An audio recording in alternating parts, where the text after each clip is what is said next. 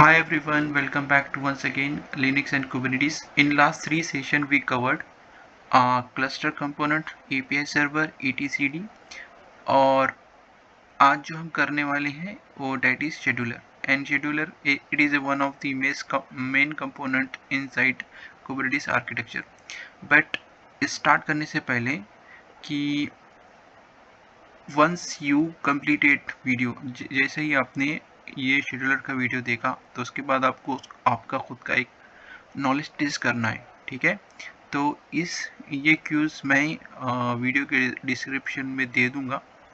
Okay, once you complete the video you can go and test your knowledge. Okay, so coming back to the point, scheduler क्या करता है, what is the meaning of scheduler. Scheduler का काम क्या होता है कि जो भी पॉड है, ओके, तो वो पॉड को शेड्यूल करवाना है नोड के ऊपर। That is the main work of scheduler. Okay, तो जब भी हम एक पॉड बनाते हैं, एग्जांपल अगर आपने कोई there is a no specification, जैसा कि आपने कोई स्पेसिफिकेशन नहीं दिया, जैसा लाइक पॉड का कोई रिक्वायरमेंट नहीं है, जैसा कि एक सेकंड में इसको, okay, so once you created pod, to sometime you are giving the some special requirement in the production environment, you are always need to give the some specification, जैसा कि pv का requirement है या pvc का requirement है, okay, note selector का requirement है, ठीक है, या फिर टेंट और टॉलरेशन, ठीक है, सीपीयू और मेमोरी का रिक्वायरमेंट है, ठीक है। तो ये जो रिक्वायरमेंट है आप पॉड के स्पेसिफिकेशन में देते हो, ओके। और शेड्यूलर का काम क्या होता है कि ये स्पेसिफिकेशन के बेस पे राइट नोड को चूज करना है और उसी नोड के ऊपर शेड्यूल करवाना है।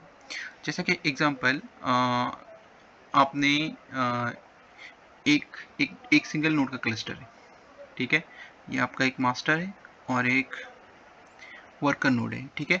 तो अभी यहाँ पर कोई देयर इज नो इशू, क्योंकि आपके पास एक ही वर्कर नोड है, तो यहाँ पे कोई इशू नहीं होगा, पॉड यहाँ पर ही शेड्यूल हो जाएगा, ठीक है।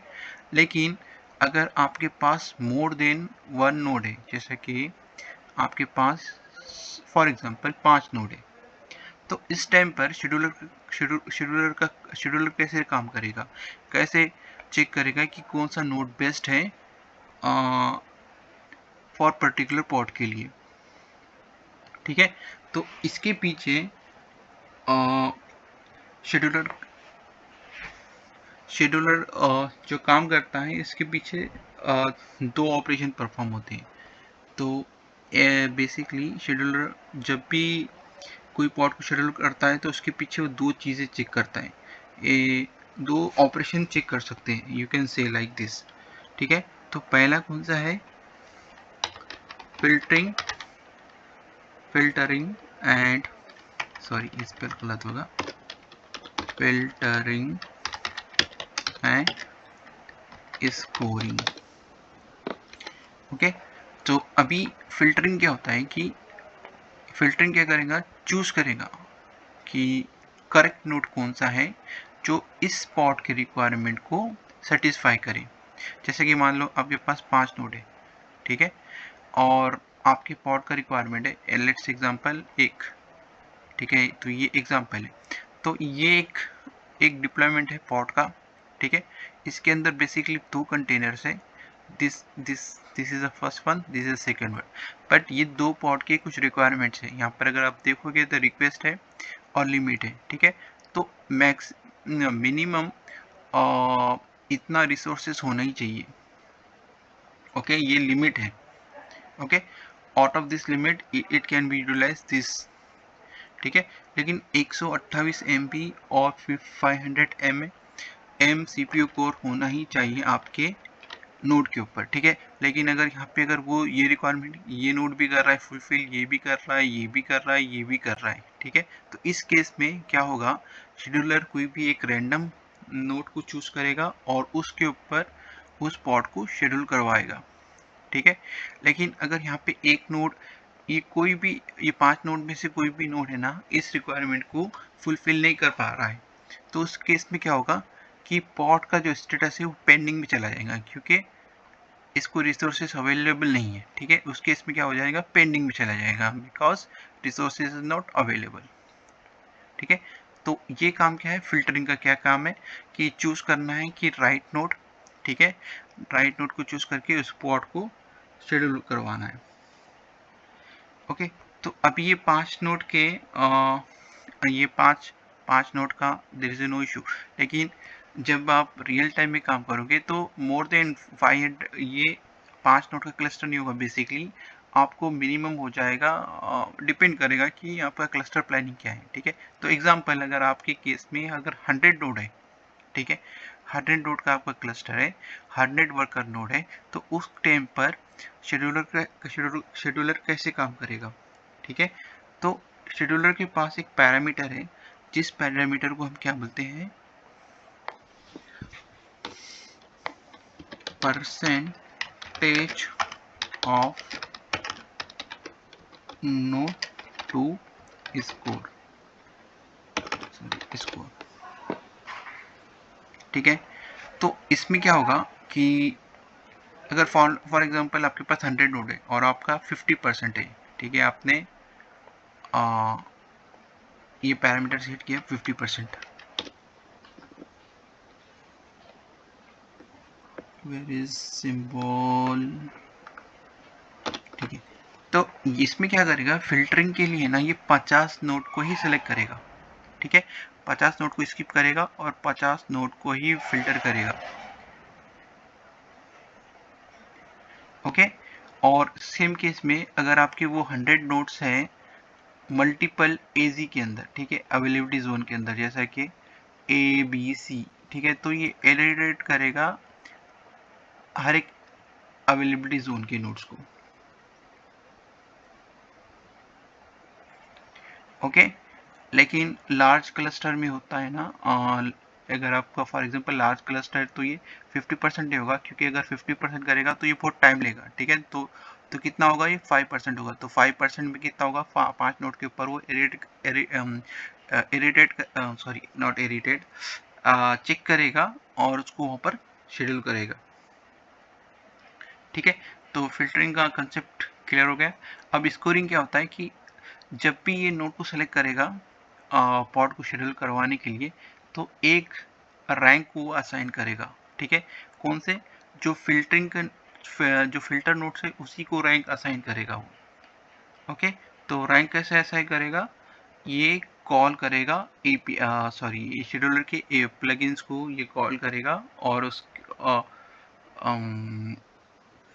कॉल करके असाइन करेगा। ठीक है, तो ये फिल्टरिंग और स्कोरिंग का कंसेप्ट आपको, आई होप कि यू अंडरस्टैंड वेल। ठीक है, तो अभी हो गया है कि आपका ये फिल्टरिंग किया है, स्कोरिंग किया है, फिर बाद में शेड्यूल किया है। तो अभी आते हैं हम डायग्राम के ऊपर और समझते हैं कि एक्चुअली शेड्यूलर काम करता कैसे है। ठीक है, तो जैसे कि एक क्लाइंट है या फिर कोई पॉड का डिप्लॉयमेंट है YCI/CD या फिर एस डी के मतलब थर्ड पार्टी टूल से आ रहा है कोई रिक्वायरमेंट। ओके, तो जब भी ये कोई अगर आपने रिक्वेस्ट को हिट किया तो ये API सर्वर के ऊपर जाएगा, that is a entry point. Okay, तो एंट्री पॉइंट पे आने के बाद ये एक एंट्री बनाएगा आपके डेटाबेस के अंदर। ओके, तो ये जस्ट अभी यहाँ पे एंट्री बना है यहाँ पर। ठीक है, अभी कोई नोड असाइन नहीं है, तो दैट इज फर्स्ट स्टेप। और जैसे ही एंट्री हो गया ये यूज़र को एक्नॉलेज आएगा।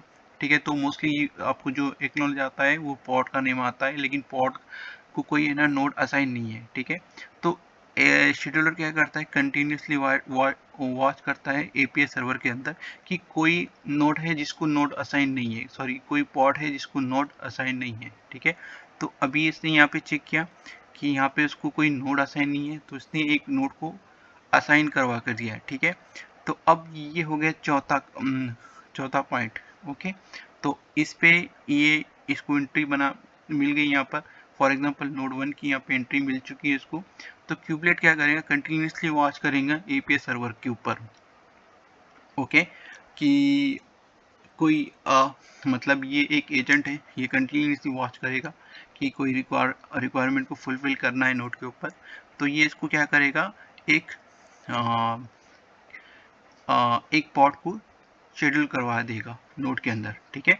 तो आपने जो भी बेसिकली रिक्वायरमेंट दिया है तो ये फेच करेगा यहाँ से, ओके, कंटिन्यूसली वॉच करेगा और एक पॉड को रन करवा देगा, ओके, और पॉड के अंदर वो कंटेनर को रन करेगा और बाद में लास्ट टाइम पर ये क्या करेगा, इसको बाइंड करवा देगा, ठीक है। बाइंड मतलब ये जो नोड है, ठीक है, इस पर्टिकुलर सॉरी जो पॉड है इस पर्टिकुलर नोड के ऊपर चल रहा है, ओके।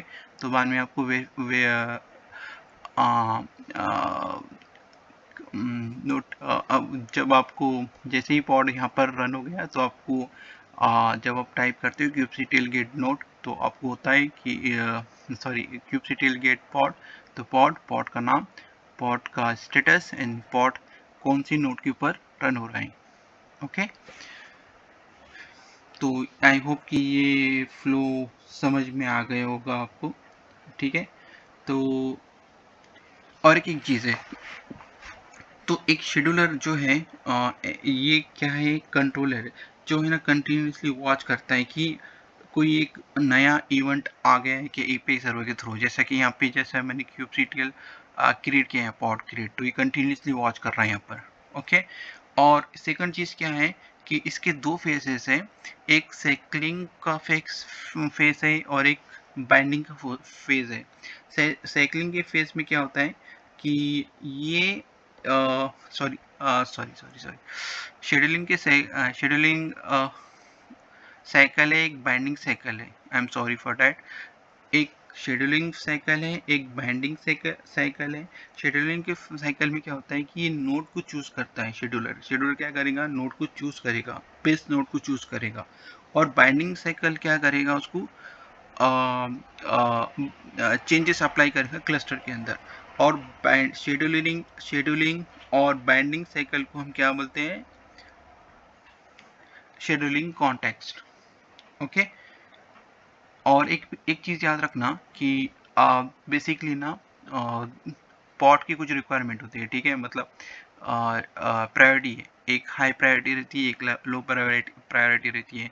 तो क्यूब शेड्यूलर क्या करेगा कि जो हाई प्रायोरिटी है उसको पहले प्रेफर करेगा, ठीक है, और जो लो प्रायोरिटी है उसको बाद में प्रेफर करेगा, लेकिन ऑलवेज ये प्रेफर करेगा हाई प्रायोरिटी को, ओके। और इसके अलावा ये तो इनबिल्ट मतलब ये बाय डिफॉल्ट शेड्यूलर है, but you can create your custom scheduler, okay. और जैसे ही आपने कस्टमर शेड्यूल करके और more than you can run more than A number of scheduler you can say, okay. तो जैसे ही आपने किसी मल्टीपल शेड्यूलर अगर रन करवा दिया या बना दिया, ठीक है, और आपको वो शेड्यूलर को स्पेसिफाई करेगा डिप्लॉयमेंट के यहाँ पर, ठीक है, ये जो फाइल है इसमें आपको डिप्लॉय इसमें आपको स्पेसिफाई करना पड़ेगा, ओके, कि कौन से शेड्यूलर के ऊपर मतलब कौन से शेड्यूलर से आपको ये पॉड को शेड्यूल करवाना है, ओके। तो I think that's it for the scheduler. I hope कि ये आपको अच्छे से समझ में आएगा, समझ में आ गया होगा। so I hope we will meet for the new concept for the to our next video or session. Till the time, thank you, bye.